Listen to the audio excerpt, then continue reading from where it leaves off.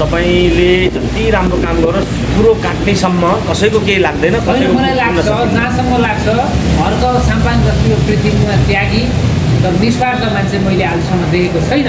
तर सारा विरोधीहरूले पार्टीका झोलहरूले उहाँको त्यो पुराना भिडियोहरू कुदाएर उहाँलाई अपमान गरिएको छ। उहाँलाई चाहिँ नि पाटन होइन अब चाहिँ नि कराँची लानुपर्छ होइन, अब चाहिँ नि राँची लानुपर्छ, अब बौलायो हर्क साम्पाङ अब खुसी हो भनेर भन्नुभएको छ। उहाँहरूलाई के भन्नुहुन्छ? साह्रो मन छ। हर्क साम्पाङ बहुला नै त हो। तपाईँ एउटा कुरो के बुझ्नुहोस् भने नि बहुलापन भएन भने देश विकास गर्न कहिले सकिन्न सर होइन। त्यो भएको भएर बहुलापनले लागेर मात्रै देश विकास हुन्छ। र हर्क साम्पाङको जति पनि कुरा काट्यो खुट्टा तान्यो त्यो चाहिँ उहाँहरूले जति बुझ्नुभएको छ त्यतिसम्म गर्नुभयो, अथवा बुझेर पनि उल्टो बुझाइ अथवा अरूलाई तल खसाल्नको लागि।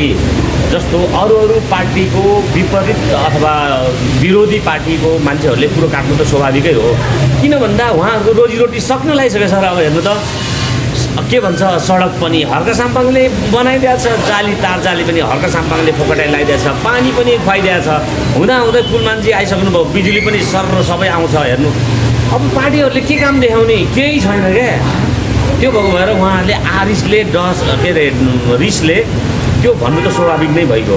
अब चाहिँ यस्तो भन्नेहरूको दिन धेरै टिक्दैन। किन भन्दाखेरि अस्ति भएर हामीले देख्यौँ भने जेन्जीहरूले लखेटिसके, जेन्जीहरूले लखेटे। तर लखेटे पनि अब अहिले हुन त जो प्रधानमन्त्री उहाँहरू फेरि सडकमा आउनु भएको छ, उहाँहरू सुध्रिने छाँका देखिएन नि त उहाँहरू भन्नाले नेताहरू पाहरू। अब अहिले पनि त प्रधानमन्त्री जो आउनुभएको छ उहाँ पनि काङ्ग्रेसकै त हो होइन। त्यस्तै अनि धेरै छन् कुराहरू, धेरै बोल्न मिल्दैन। तर हामी यति मात्र बुझ्छौँ पार्टी अझै पनि हाबी छ। किन भन्दाखेरि ठुलो टाउके नआउला। तर जेन्जीको आन्दोलन तुइया हो मेरो हिसाबले त खबरदार एकदम अवश्य तुइयो नि सर। तपाईँ आफै मलाई एन्सर दिनु त। How old is our prime minister है सुशीला कार्की है 73 हो नि। जेन्जीको माग त्यो होइन नि।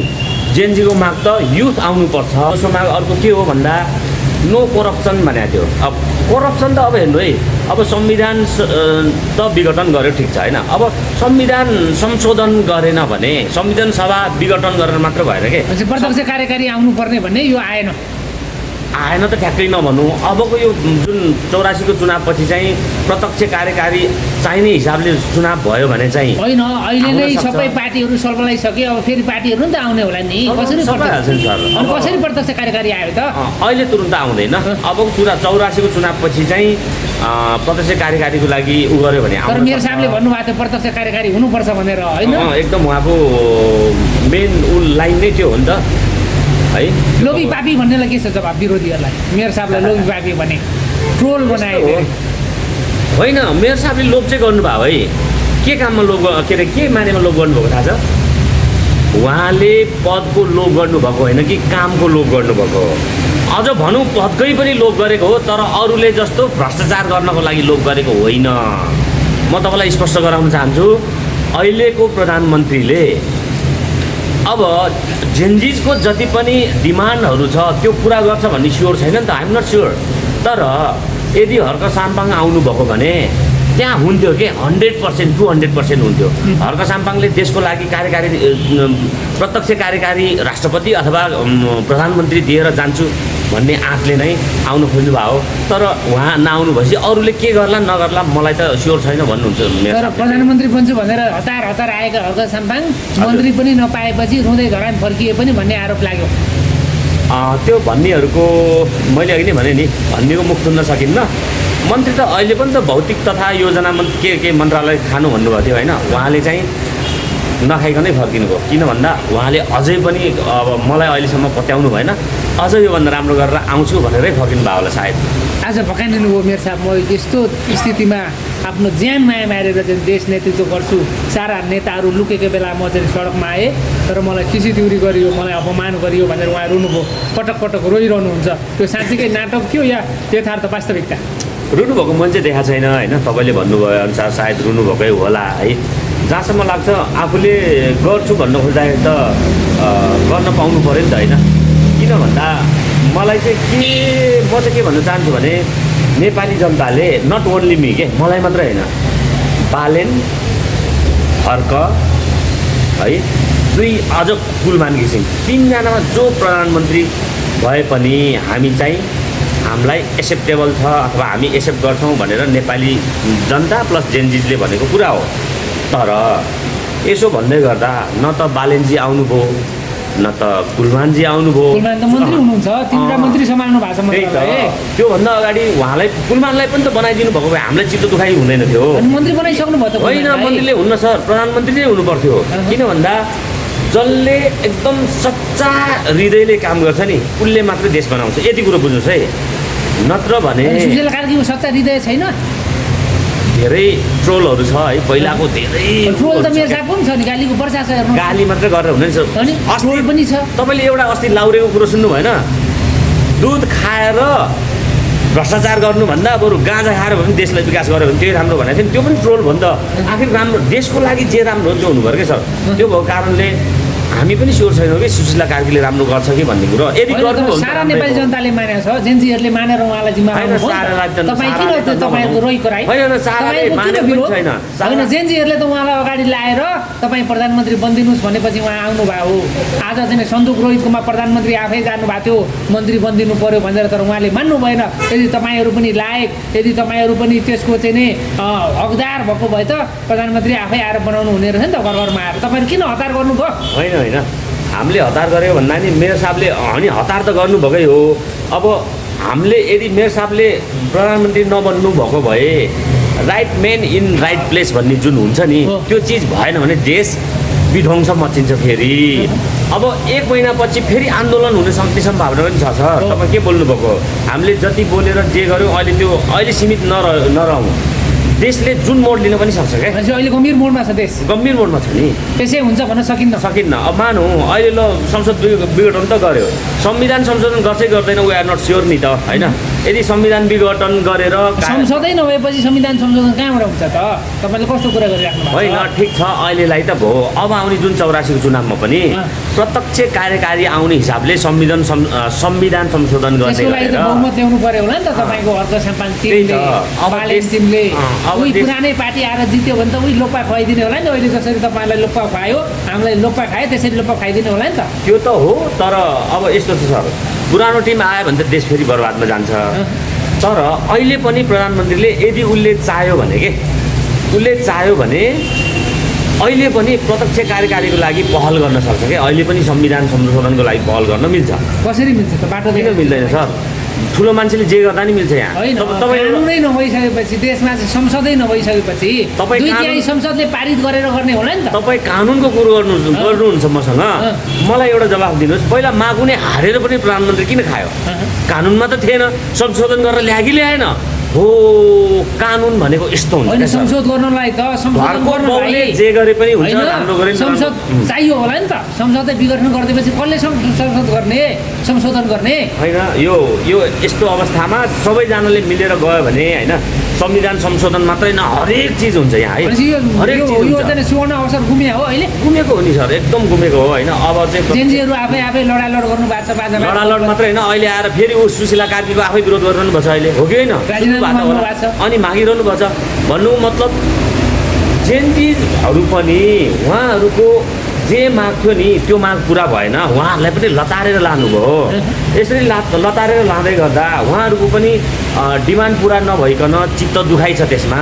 होइन, आफै एकै दिनमा प्रधानमन्त्री आएर बनाउने, एकै दिनपछि चाहिँ राजीनामा माग्ने खेलाची हो त्यो होइन नि त। आए गुलेली खेलाए मटेङ्ग्रा सत्यनाश जस्तो।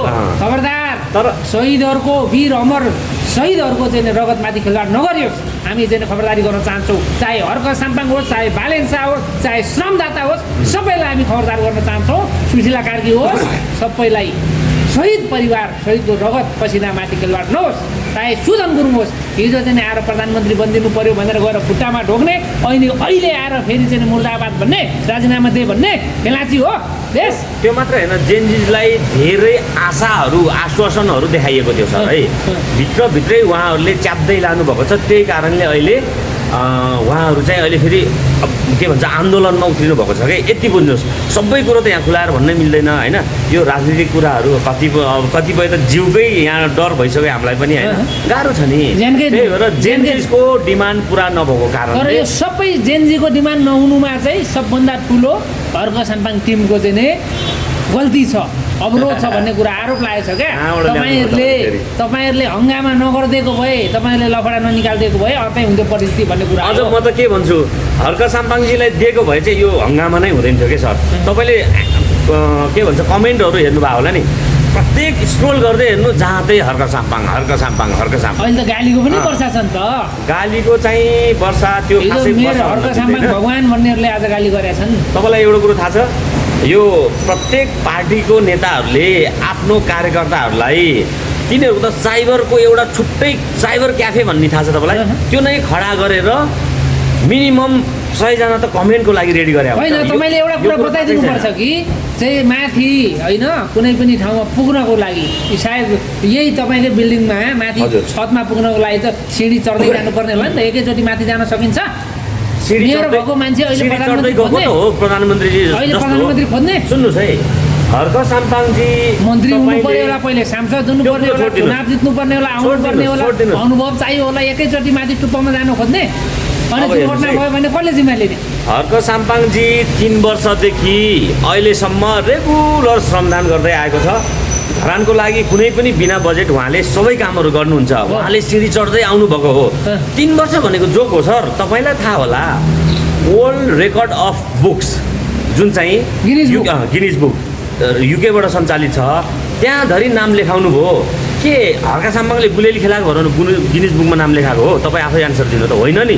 काम गरेर he is the best labour in the world भनेर उहाँलाई गिनिज बुक रेकर्ड अफ के भन्छ त्यसलाई वर्ल्ड रेकर्ड बुकले उहाँलाई एउटा के भन्छ त्यसलाई सम्मान पत्र कदर अब त्यसलाई के भन्ने प्रमाणपत्र दिनुभएको छ यसरी नै जनतालाई तपाईँ एउटा कुरो बुझ्नुहोस् अब त्यो त रवि लामी छानेलाई पनि दिएको थियो नि रवि लामी छानेलाई दिएको अर्कै पाटोमा छ हेर्नुहोस् है रवि लामी छानेलाई दिएको अर्कै पाटोमा हो है जस्तो उहाँले चाहिँ पत्रकारितामा गर्नुभयो त्यतापट्टि नजाउँ अहिले अन्तिममा छौँ जस्तो अहिले चाहिँ श्रम गरेर नै श्रमबाट पाउनु भयो भने त त्यो हजुर अब अन्तिममा जाउँ अन्तिममा अहिले जस्तो उहाँहरूको जुवारी चल्या छ हर्क साम्पाङ चाहिँ सामाजिक सञ्जालबाट बालेन शाहलाई विभिन्न आरोप लाएर घोषित गरिराख्नु भएको छ तर बालेन शाहले चाहिँ नि आज जवाब फर्काउनु भएको छ dear Harka Sampang I love you तपाईँले मलाई गाली गरे पनि म कहिले तपाईँलाई गाली गर्दिनँ सच्चा माया गर्छु भनेर भन्नुभएको छ यसमा तपाईँको जवाब के छ हेलो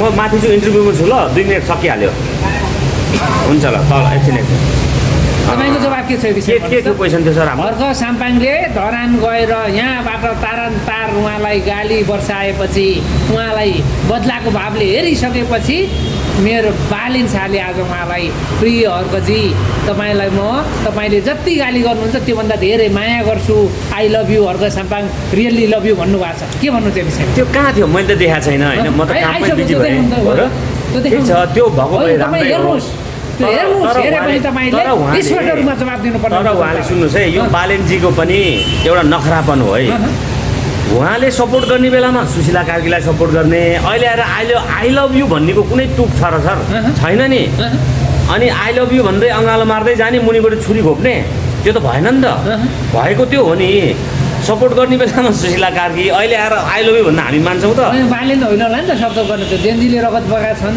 जेनजीको पनि कुरा सुनिदिने होला नि त बालेनले आन्दोलन गरे हो ल आन्दोलन गर्नुभयो बालेनले त हो नि सर आन्दोलन गरेको बालेनले अनि आन्दोलनको पछाडिको हिरो बालेन हो ल किन होइन त आन्दोलनको पछाडिको हिरो बालेन हो इन्डिया हो सुदन गुरुङ हो सबैवटा साथीहरू हो त्यत्रो हामी देखिरहेछौँ त सुदन गुरुङले आन्दोलन गरेको भनेर होइन त्यसमा बालेन म भोलिन्टियर हो भनेर पानी बाँडेको छु भन्नुभएको छ उहाँले भन्दाखेरि भोलिन्टियर भन्ने लास्टमा चाहिँ फेरि के भन्छ सुशीलालाई उहाँले सपोर्ट गर्ने बित्तिकै प्रधानमन्त्री त हुँदो रहेछ नि त हाउ इज भोलिन्टियर यो हामी मान्दैनौँ भोलिन्टियर होइन उहाँ चाहिँ मेन नै हो त्यो जति पनि उहाँलाई त नक्कली भनेर भन्नुभएको छ होइन उहाँले चाहिँ जति पनि यो घाइतेहरू अथवा मृतक जति पनि मृत आत्माहरूले उहाँहरूको आफन्तले अलिकति उहाँलाई रिस्की देखाए भएर उहाँ चाहिँ भोलिन्टियर हो भनेर ब्याक हटेर टर्नु भएको मात्रै हो कि वास्तवमा खेलाडी उहाँहरू नै हो। खेलाडी उहाँहरू नै हो। 1 नम्बर खेलाडी को ठ्याक्कै भन्नु? सुदन गुरुङ, बालेन, त्यसपछि पछाडिको पर्दा पछाडि धेरै छन् सर। होइन रियल खेलाडी बालेन हो त? बालेन पनि हो। रियल खेलाडी बालेन पनि हो। होइन तपाईँकै कुरा बाजे पनि हो भन्नुभएको छ। बालेन पनि हो, सुदन पनि हो, उहाँहरू ग्रुपमा हुनुहुन्छ, धेरैजना हुनुहुन्छ है मैले बुझेसम्म। बालेनलाई के भन्नुहुन्छ? उहाँले जवाब फर्काउनु भएको छ, आई लभ यु भनेर भन्नुभएको छ मेयर साहबलाई। होइन ठिकै छ, अब मेयर साहब त धरानमा हुनुहुन्छ, मेयर साहबकै तर्फबाट अब सायद मेयर साहबले नि भन्ने यस्तै होला होइन। होइन तपाईँको सच्चा देशभक्त श्रमदाता भएको हिसाबले के भन्नु? बालेनजी पनि वास्तवमा हामी पहिला राम्रै मान्छे भनेर चिन्थ्यौँ होइन, तर उहाँको नि चतुराई चाहिँ अलिक खत्रै रहेछ मैले बुझेँ होइन। ठिकै छ बालेनजी, जे गर्नुहोस्, तपाईँ पनि युथ हुनुहुन्छ होइन, देशको लागि राम्रो नै गर्नुहोस्, गर्न लाउनुहोस्, तपाईँहरूकै सपोर्टमा चाहिँ प्रधानमन्त्री हुनुभएको छ। अब उहाँहरूको जिम्मेवारी चाहिँ के रहन्छ भने यदि प्रधानमन्त्रीले आफ्नो ट्र्याकभन्दा बाहिर देशलाई विषम परिस्थितितिर लान खोज्यो भने खबरदारी चाहिँ गर्न सक्नुपर्छ है। होइन बालेनले जस्तो आफ्नो कार्यकारी अधिकृतलाई सरुवा गरिदियो भन्दा ओलीले नमानेपछि सत्ताबाटै लखेटे ओलीकै सरुवा गर्थे, ओलीकै चाहिँ नि होइन के गर्ने फेसबुकमा देखिरहेको थियो बालेनले एउटा कर्मचारी हटाउनु खोज्दाखेरि नहट्दाखेरि केपी आफै हट्नु पऱ्यो। त्यो त हामीले देखेकै कुरो हो नि। पहिला पनि बालेनले टुकुचामा गाडिदिन्छु भनेको गाडेन, टुकुचैमा गाडेन, तर अरू खोलामा त लखट्यो नि मान्छे, लखटेन हो, त्यो पुरा भइरहेछ। अर्को कुरो सिंहदरबार जलाउँछु भने त्यो जलाइ जलाएन हो, कतिको खेलाडी रहेछ त्यहाँबाट हेर्नुहोस् क्या। तर बालेन धेरै बोल्दैन, भित्री रूपमा धेरै खेलाडी रहेछ, त्यो पनि बुझिन्छ। राम्रो कि नराम्रो खेल त यो? उहाँको विचारमा राम्रै होला, देशको लागि सायद होइन। यसरी खेल घुमाइ फिराइ खेल राम्रै गरेर पनि त देशको लागि राम्रो गऱ्यो भने बालेन पनि हामीलाई ठिकै हो, राम्रै हो है। तपाईँहरूको सम्बन्ध किन बिग्रियो? सम्बन्ध एक अर्कामा भाइचारा बीच तपाईँले आपसी सद्भाव कायम गर्नुभयो होइन, साटासाट गर्नुभयो होइन? यस्तो हो,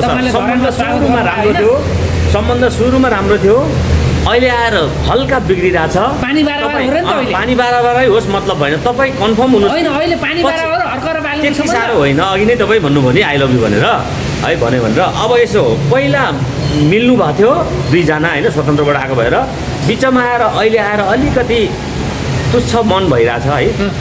अब तपाईँ स्योर हुनुहोस् कि पछि फेरि उहाँहरू मिल्नुहुन्छ। किन भन्दा तन्देरीको त्यो मायामा पर्दा हुन्छ नि अलिकति बिचमा। किन थाहा छ राजनीतिमा कहिले पनि है स्थायी शत्रु वा स्थायी मित्र हुँदैन, यसरी बुझ्नु होला। अन्तिममा छौँ, सारा नेपाली जनतालाई तपाईँ के भन्नुहुन्छ? अन्तिममा हामी यो भन्छौँ सारा नेपाली सबैले हामीले बुझेर देशलाई माया गरौँ है। अब जति पनि देश बेचुवाहरूलाई चाहिँ भोट नहालौँ है। मेरै बाउ होस् नहाल्नु है, मेरै बाउले भ्रष्टाचार गरेको देख्यो भने झुन्डाइदिनु होला। इभन म पनि के है, म पनि अहिले संविधानमा हिँड्दैछु, 1 पैसा तलमाथि गरेको थाहा पायो भने हामीलाई झुन्डाइदिए हुन्छ। अर्को सामान अल्छो किन बाँकी उहाँ चाहिँ सबैजना है। तर जो मान्छेले देश बेच्दै हिँडेको छ, जसले चाहिँ देशको लागि नेगेटिभ कामहरू गरिरहेछ, उहाँहरूको लागि चाहिँ भोट हालेर सपोर्ट नगर्नु होला प्लिज है। जय श्रमदान। जय श्रमदान।